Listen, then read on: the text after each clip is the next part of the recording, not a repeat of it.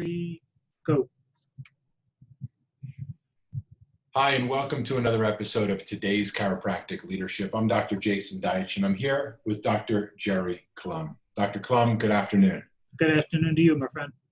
You know, thank you. We've been having quite a few conversations about this thing called social media. And there's been a lot of controversy, not limited to our profession one bit.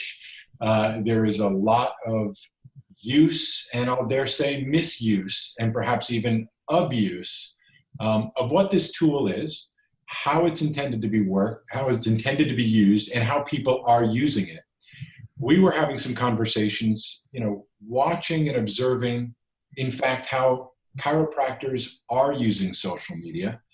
And we thought it would be a valuable conversation to have with all of you to help bring out some of the etiquette, some of the do's and don'ts, some of the potential pitfalls that it appears some, if not many in our profession, are not really paying attention to.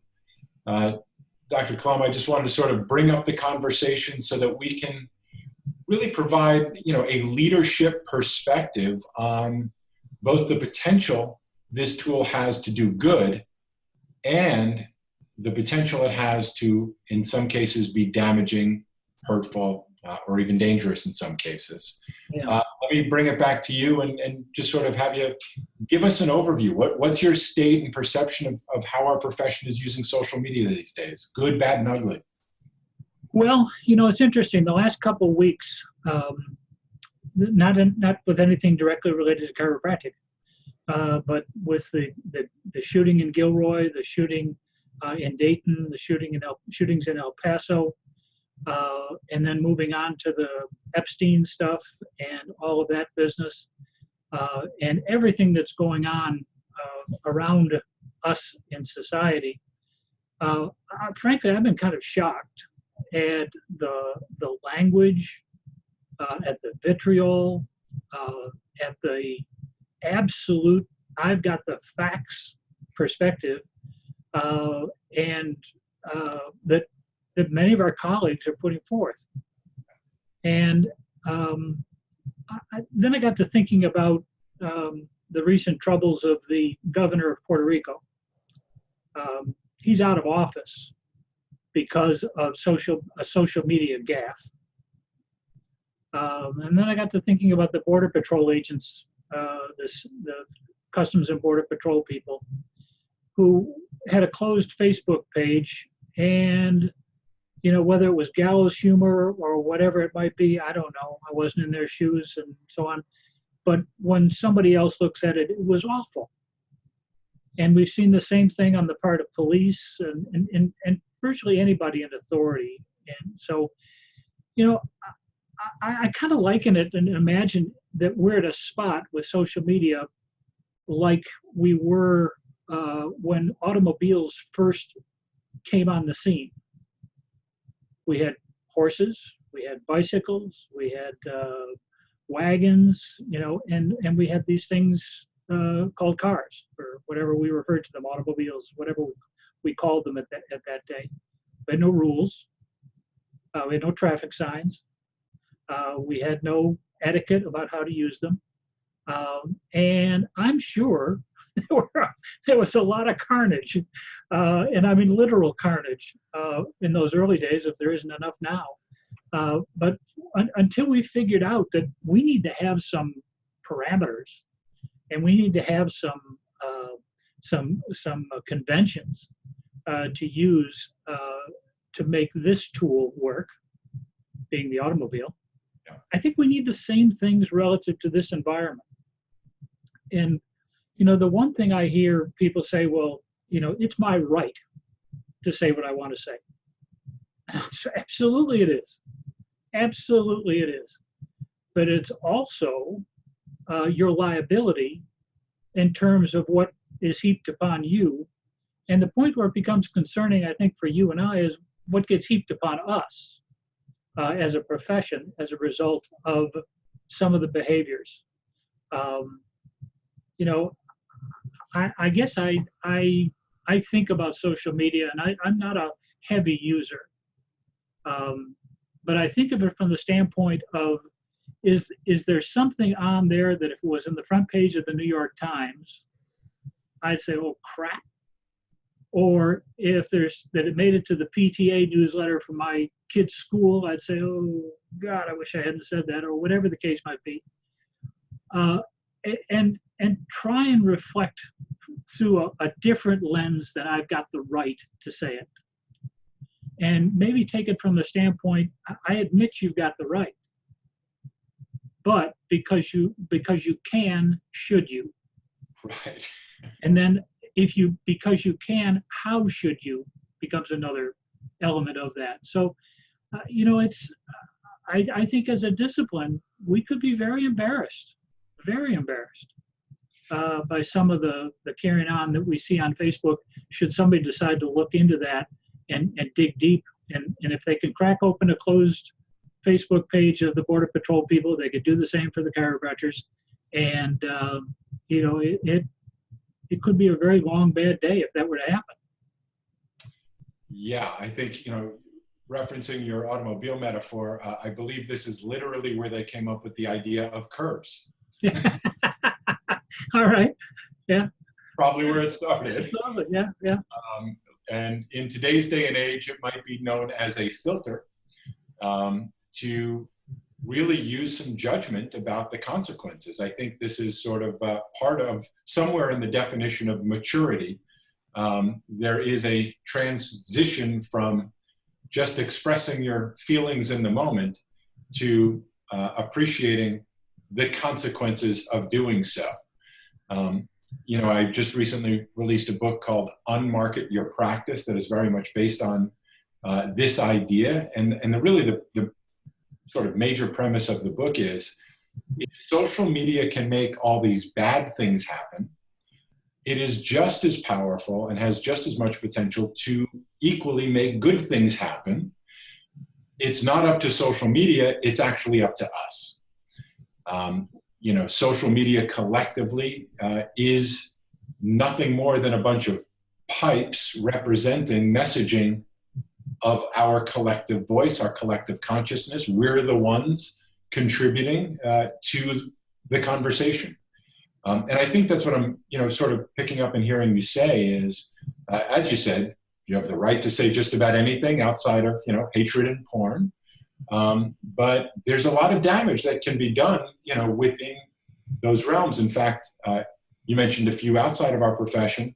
It's also been done inside our profession. In Canada, there were several prominent chiropractors who had made what they thought were private references to their, feelings about drugs and so on, vaccines specifically. And those perspectives were then picked up by the public media. So in fact, it was on the front page of newspapers, or literally in newspapers, not sure it was the front page.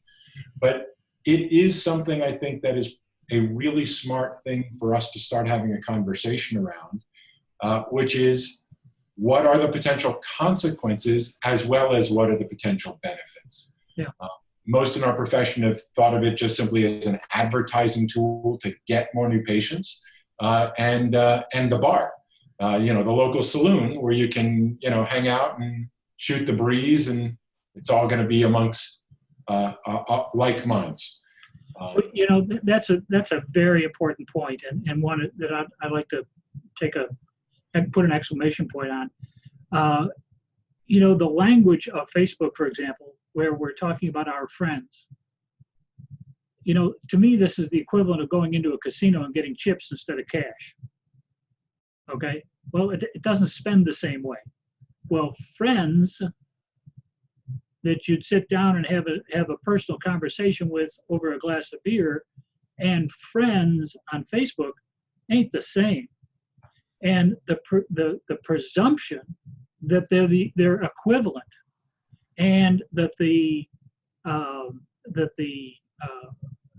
you may blow off some steam with a friend, and you may cuss and you may rant, you may rave and so on, and that's it.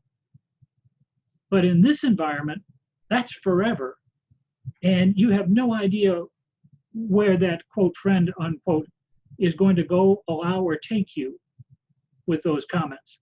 And so the idea that the first thing we need to understand is that don't be misled by the language that's applied. You brought up several points that have come up. There's been all sorts of stuff going back over a decade. Came out of the UK with websites, and Australia's gone through it. Canada's gone through it. We have to a degree here in the United States, where people just post stuff that's inappropriate, wrong, unsubstantiated, whatever the case might be, and they wind up paying the price for it. I think part of our discussion here is discretion's the better part of valor. And I'm not suggesting that anybody back up on their beliefs in any shape, form, or fashion. I am suggesting that we all be very cautious about how we language those, and how we put those into the marketplace as statements of fact, as evidence, whatever the case might be. I've always taken the approach that it's better to ask a good question than it is to assert your knowledge of the answer in a definitive answer. And that's not limited to social media. That is no. I agree. That is exactly brilliant. So the whole strategy of how we engage this. I don't care if you wish everybody and their brother happy birthday and happy anniversary, and I love your office, and congratulations on your new car, and your dinner looks wonderful. I get that's not what any of us are talking about. We're talking about the things that can come back to haunt you as a practitioner, haunt us as a discipline, that we just simply don't need. Well, let's get specific if we can here, and I don't mean articulate it specifically, but just so we can get concrete. I know that part of what we're speaking about is, I'll call it extreme vulgarity, just using, really unprofessional language. Yeah. That would be one of them. And, listen, we can all swear like sailors like the rest of them, but there are consequences, and, you just have to be willing to know that this could and might show up in a public forum some point, someday. Yeah. So let's not regret those things. What are some of the others, in addition to, I'd like to think what's obvious, clearly not. What are some other, I guess, real concerns? You shouldn't be diagnosing over the internet on social media. If any are sort of playing doctor, so to speak, diagnosing, not a good idea. Talking about actual, real names and, case studies, real patient experiences and so on, not a good idea. What are some others that come to mind for you that, clearly should be, do not do this? Yeah.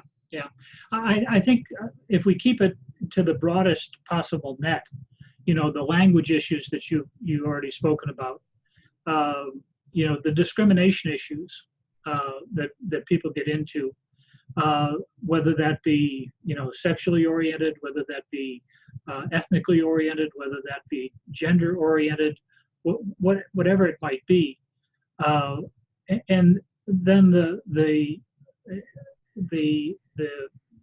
proselytizing, if you will.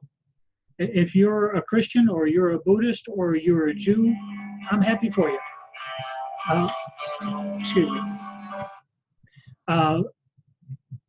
But the reality is that if this is someplace where you want to profess your beliefs, I'm fine with that. But do it in a quasi-respectful fashion, and appreciate the fact that there's a lot of varied opinions around the world, and find a way to say it that gets your point across and allows you to be listened to next time. I think that if we could just get some cooperation, not just in chiropractic, but across the society, with a little bit of civility, in this discussion, and a little bit of thoughtfulness about how these comments are received, really is a absolute basic, civility, humanity, compassion kind of approach.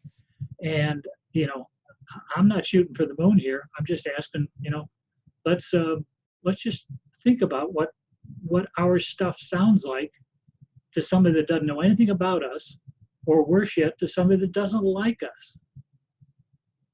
And then modify our approaches accordingly. Yeah, you reference perhaps the thing to use as a filter is, anything you say can and will be used against you at some point. If it can be, there's probably somebody that would like to use it against you at some point. In the worst possible way, at the worst possible time. I want to go back to something you said earlier that I briefly highlighted, but I think, really may be sort of the call to action here. Because none of us are going to get it all right all the time. We're all doing our best in communicating and so on. But specifically as it references, the debates, I have a belief that's different than your belief type of conflict and controversy. And you're talking about, and I'd like to just take it a step deeper. There is the common thought is I have to make my point. And, we will, in many cases, unsubstantiated, without having the resources to support, we will say things that to others sound crazy. Not much different than when other people say things to us, it sounds insane to us. So what you said, though, is that instead of continuing the, I'm right, no, I'm right, no, I'm right, no, I'm right, you're wrong, no, you're wrong, that type of back and forth, you said it very subtly. I want to make sure everybody hears it. The most effective thing you can do, in fact, is ask questions. What is your basis for your belief? Where does that come from? What is the source that you are citing to substantiate what it is that you're saying? And I have found in that approach, the overwhelming majority of time, they don't have a really solid source. It is a belief as opposed to a fact. So instead of getting into the battle, which I know, feels good to a lot of people, and it lets us be very righteous and, hormonally is very releasing. The truth is there's a difference between being right and being effective. And if you want to be right and be aggressive, maybe that's something you leave to the physical world and not the digital world.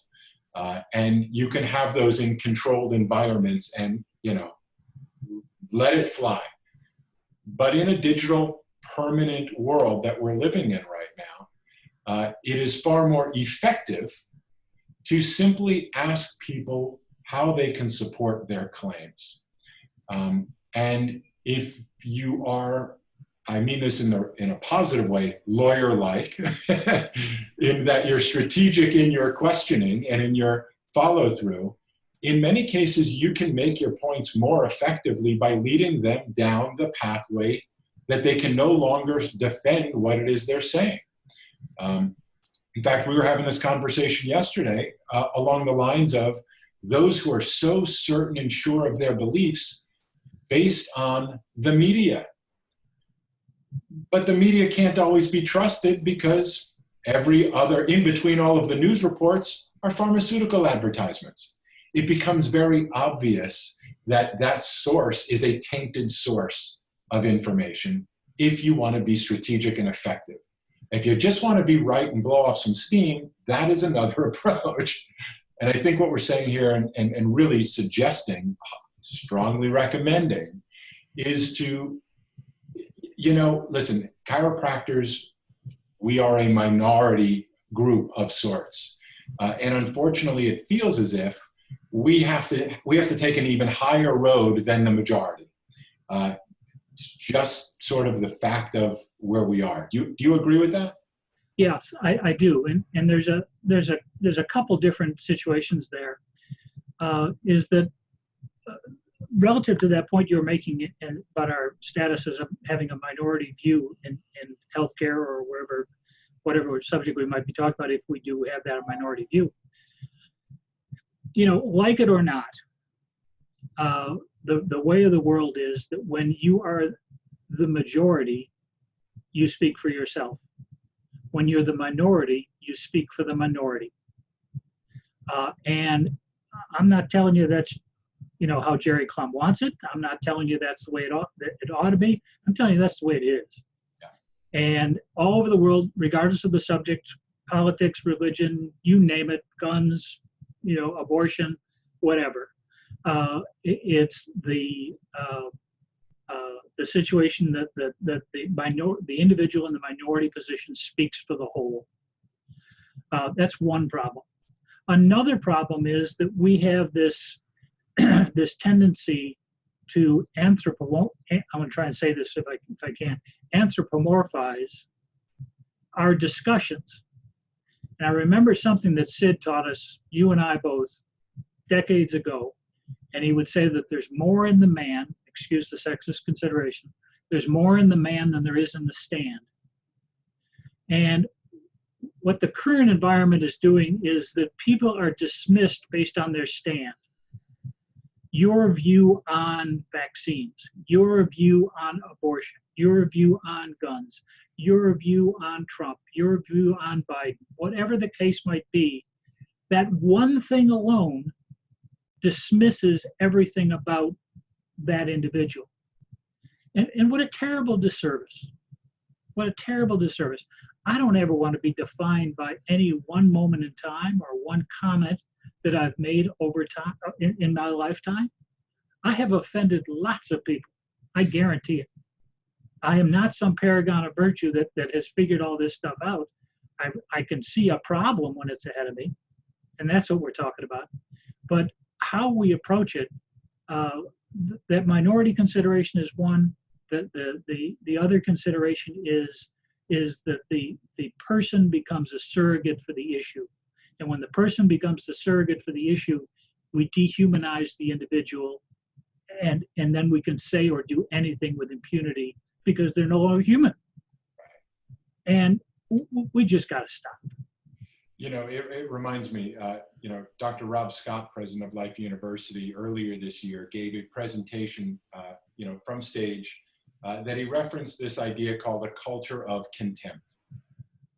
And it's what you're describing, I think, extremely well. And I think, it's worth, shining the light on the culture both within, intra-professionally amongst our peers, let alone our sort of minority perspective amongst the rest of the world that just doesn't see it the way we do yet.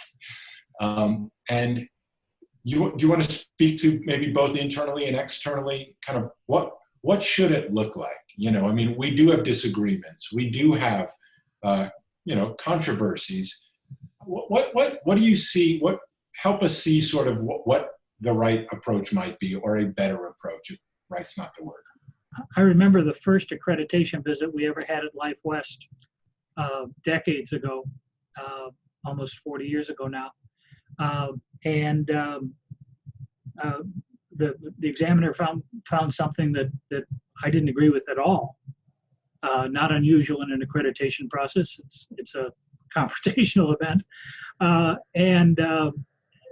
was young and cocky, and I put my thoughts on the table as if that should end the discussion. And he looked over the top of his glasses and he said, Dr. Clum, honorable people can have honorable disagreements. And if we just did that one thing, that we assume the honorable nature of the individual we're dealing with, rather than we assume the nefarious nature of the person, that would help mitigate so much of that contemptive and confrontational perspective that President Scott was speaking about. And I think just that one thing alone, just start thinking in those terms, we can change the rhetoric by changing our heart. I find ironically, sort of concluding, the idea and so on, that we tend to be able to get to that place you're speaking in times of crisis and trauma. Yeah. And it's interesting, when a crisis happens, all of a sudden, diversity becomes, a non-issue. We're all humans. When blood spills, it's all red. When the entire chiropractic profession, for some reason, is being attacked, somehow under those circumstances, we find commonality. And I guess that's the question is, why does it always have to happen at the extreme need for defense? Is there a way to create a culture of positive offense, agreeing on the things we agree on? As you say, giving them the benefit of the doubt that they are well thought, perhaps well researched. People have opinions based on their experience, just like we have experience based on, or we have opinions based on our experience. Yes. That perhaps just, I dare call it, as you say, decency and respect, in spite of the fact that our conclusions may be different. The premise in many cases is the same. We're trying to help people. We're trying to do our best each and every day to make a positive difference in the world. The methodology may be slightly different, and that's perfectly open to debate, but why can't we, even amongst our medical brothers and sisters, find a commonality? Dr. Riefman talks much about, in quotes, the Dalai Lama and the ability to be able to, in fact, go to the worst of conflict and bring people together to have a sense of compassion and understanding for each other. I know your work at the Octagon has a lot to do with that. Maybe do you want to sort of close with some inspirational comments about what do you wish, what could we be? Yeah. Well, if I had an answer to that question, I'd be making my reservations to Oslo to pick up a medal later this year. But that ain't going to happen. The reality is that we're all afraid of losing something. And whether it's afraid of losing something tangible, whether it's afraid of losing something intangible, that all of that fear comes from a position of loss. Now, what to do about that, how to change that, I don't know that. I don't have a formula for it, and I'm not going to be so presumptuous or naive to think that I could put one forward. But again, we can see problems. When you talked about why does it take a colossal event for us to come together, think of how the world responds when there's a disaster. Whether we're talking about a tsunami in the South Pacific, or whether we're talking about an earthquake in California, or we're talking about floods in India and China this week. The world steps up and does what it needs to do, regardless of where your politics are and who your enemy is. And if we just thought a little bit more about that and what allows us to do that, when we reduce it all down, it's what we see is the common suffering that there but for the grace of God go you and I, and it changes everything if we do that. So no great, wise, profound answer for you. Simply further recognition of the problem. I appreciate you taking me up on my advice to ask better questions, but I've got to keep working until I can get you a better answer. Right on. Listen, we want to thank you for watching and hopefully being a part of this conversation. We hope it's made at least an ounce of opportunity to consider next time. And we're all applying this ourselves. We have plenty of opinions ourselves. So we also are aware that it's a matter of practicing what we preach. But hopefully we can bring this culture, not of contempt, but of compassion, to at least our profession as a starting point. We deserve it. It's enough already. And so do they. We are not at our strongest. We are not at our most powerful. We are not living our potential as a collective profession. when we do what we're doing. And so we invite you to explore the conversation, bring it to colleagues, friends. At the very least, do your best to stay out of trouble. At the very best, maybe think about how we can be using this tool to in fact make a positive difference that I dare say should be completely obvious the world desperately needs. On behalf of Dr. Gerry Clum, I'm Dr. Jason Deitch, and thank you for joining us here on today's Chiropractic Leadership.